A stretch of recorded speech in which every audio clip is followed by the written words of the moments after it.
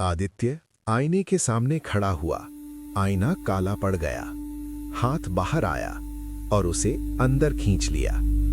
अंतिम आवाज, साइली भाग जाना।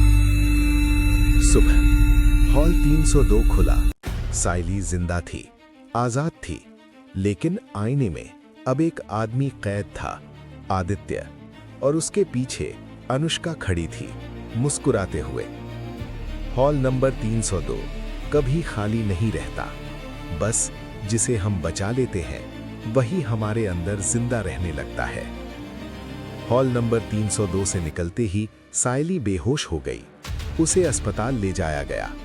डॉक्टर बोले, शरीर पूरी तरह ठीक है, लेकिन नर्स ने धीरे से कहा, मैडम, ये परछाई आपकी आपसे पहले क्यों चलती है? आईना। साइली अब किसी भी आईने के सामने खड़ी नहीं होती थी। अगर गलती से आईना सामने आ जाए तो वो कहती, हटा दो, वो देख रही है। रात को वो नींद में बड़बड़ाती, अब मेरी बारी है। पहला शक। आदित्य के माता पिता ने नोटिस किया, साइली की आंखों में कभी कभी हल्की लाल चमक आ जाती थी, और सबसे डरावनी बात, उसे गोवा की एक एक चीज याद थी जो उसने कभी देखी ही नहीं थी। एक रात साइली अकेली थी। कमरे में लगा पुराना आईना अपने आप धुंधला हो गया। आईने में एक औरत खड़ी थी, अनुष्का। उसने मुस्कुरा कर कहा, मैं बाहर आ चुकी हूँ। साइली की आवाज बदली, भारी, ठंडी, और आदित्य अब मेरी जगह है। अनुष्का ने साइली के शरीर को सिर्फ रास्ता बनाया था। हॉल 302 का नियम था, एक आत्मा आजाद, एक आत्मा कैद। साइली बची नहीं थी, वो सिर्फ जिंदा दिख रही थी। आदित्य की मां ने साइली के कमरे में एक नया आईना रख दिया। रात 12:02 पर आईने में आदित्य दिखाई दिया।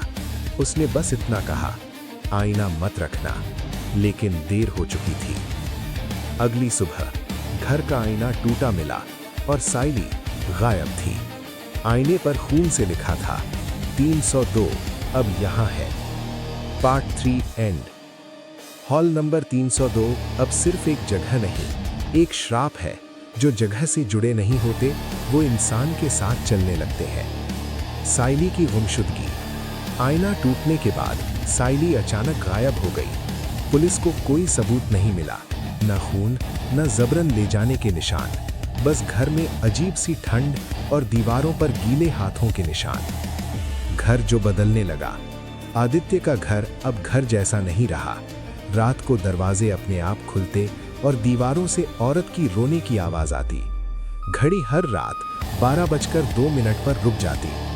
आईना। एक दिन आदित्य की मां ने देखा, घर में एक नया बड़ा आईना लगा था। कोई नहीं जानता था वो आया कहां से। आईने में कभी कभी एक औरत बाल संवारती दिखती। पंडित को बुलाया गया। पंडित कांप उठा। ये वही आत्मा है जो हॉल नंबर 302 में कैद थी। अब ये घर को नया हॉल बना चुकी है। बेड। रात 12:02 पर आईने से आवाज आई, मैं साइली हूं, लेकिन आवाज में अनुष्का की हंसी थी। आईने में साइली दिखी, लेकिन पीछे अनुष्का खड़ी थी।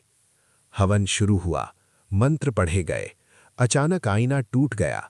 धुएं में एक ही वाक्य गूंजा, हॉल 302 अब किसी एक जगह का नाम नहीं, ये दुल्हनों का घर है। सुबह घर खाली मिला। आदित्य के माता पिता गायब थे। दीवार पर खून से लिखा था, परिवार पूरा हुआ। जब श्राप घर में आ जाए तो घर कब्र बन जाता है। जब कोई आत्मा किसी जगह से निकल जाती है तो वो किसी इंसान के अंदर नहीं, किसी घर के अंदर बस जाती है। आईना टूटने के बाद साइली अचानक गायब हो गई। दरवाजा अंदर से बंद था, खिड़कियां भी, फिर भी वो नहीं मिली। कमरे में सिर्फ गीले पैरों के निशान थे जो आईने से निकलकर दरवाजे तक गए थे। 12:02 का शाप। उस घर की हर घड़ी रात ठीक 12:02 पर रुक जाती। टीवी अपने आप चालू हो जाता और स्क्रीन पर एक नंबर चमकता, 302। आईना। जिस जगह आईना टूटा था वहीं सुबह एक नया और ज्यादा बड़ा आईना लगा था। आईने में कभी साइली दिखती, कभी कोई औरत, और कभी आदित्य। ढड, दुल्हन की चाल। एक रात आईने से आवाज आई, घर अच्छा है, हॉल से बेहतर। आईने में साइली मुस्कुरा रही थी, लेकिन उसकी मुस्कान अनुष्का की थी। पूजा, जो पूजा नहीं थी। पंडित ने जैसे ही मंत्र पढ़ना शुरू किया, घर की लाइट्स बुझ गईं, आईना हंसा और आवाज आई, हॉल 302, अब किसी होटल में नहीं, ये घर ही मेरा हॉल है। अगली सुबह घर खुला मिला। आदित्य के माता पिता कहीं नहीं थे। दीवार पर खून से लिखा था, एक परिवार, एक हॉल। कभी कभी भूत घर में नहीं आता, घर ही भूत बन जाता है। हर श्राप की एक शुरुआत होती है और हर शुरुआत किसी पाप से जन्म लेती है। 25 साल पहले गोवा में सी शैडो रिजॉर्ट नया नया बना था। हॉल नंबर 302 होटल का सबसे सुंदर कमरा था। बड़ा आईना, समुद्र की सीधी झलक। उसी हॉल में ठहरी थी एक नई दुल्हन, अनुष्का। शादी की पहली रात अनुष्का ने आईने के सामने खड़े होकर माथे का सिंदूर ठीक किया। आईने में उसे एक पल के लिए खुद के पीछे किसी औरत की परछाई दिखी, लेकिन उसने ध्यान नहीं दिया। वो रात अनुष्का का पति शराब के नशे में था। लड़ाई हुई, चीख पुकार हुई और फिर आईने के सामने उसका गला दबा दिया गया। मरते वक्त अनुष्का की आखिरी नज़र आईने पर पड़ी और उसने फुसफुसाया, मुझे इंसाफ चाहिए। उसी पल आईने में दरार पड़ी। अनुष्का का शरीर जमीन पर गिरा, लेकिन उसकी आत्मा आईने के अंदर कैद हो गई। हॉल 302 उसका कब्रिस्तान बन गया। होटल का गुनाह। होटल मालिक ने सच छुपा लिया।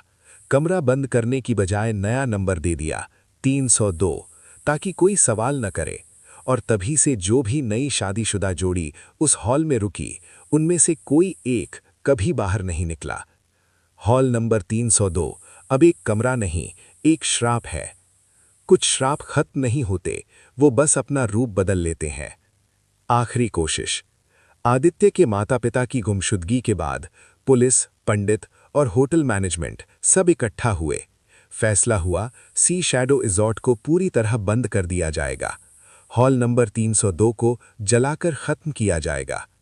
अग्नि संस्कार। रात ठीक 12:02 पर हॉल नंबर 302 में हवन शुरू हुआ।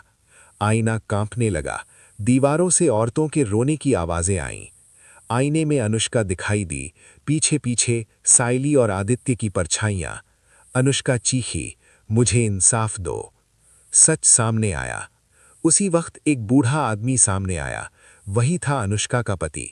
उसने सबके सामने अपना गुनाह कबूल किया। पुलिस ने उसे हथकड़ी लगा दी। अनुष्का की आंखों से खून के आंसू गिरे। बेड। जैसे ही कबूलनामा पूरा हुआ, आईने में जोरदार दरार पड़ी। अनुष्का ने आखिरी बार कहा, अब कोई दुल्हन नहीं, और आईना 1000 टुकड़ों में टूट गया। हॉल नंबर 302 आग में जल गया। सुबह होटल पूरी तरह राख बन चुका था। साइली और आदित्य के माता पिता अचानक मिल गए। उन्हें कुछ याद नहीं था। सबने सोचा श्राप खत्म हो गया। 6 महीने बाद एक नए शहर में एक नया होटल खुला। रिसेप्शन पर एक नया बोर्ड लगा था, रूम अवेलेबल 302। रिसेप्शन के पीछे एक नया बड़ा आईना टंगा था। आईने में अनुष्का हल्की सी मुस्कुराई और बोली, इंसाफ मिला, लेकिन सजा अभी बाकी है। एंड। कभी अगर आपको कमरा नंबर 302 मिले, कैसी लगी स्टोरी?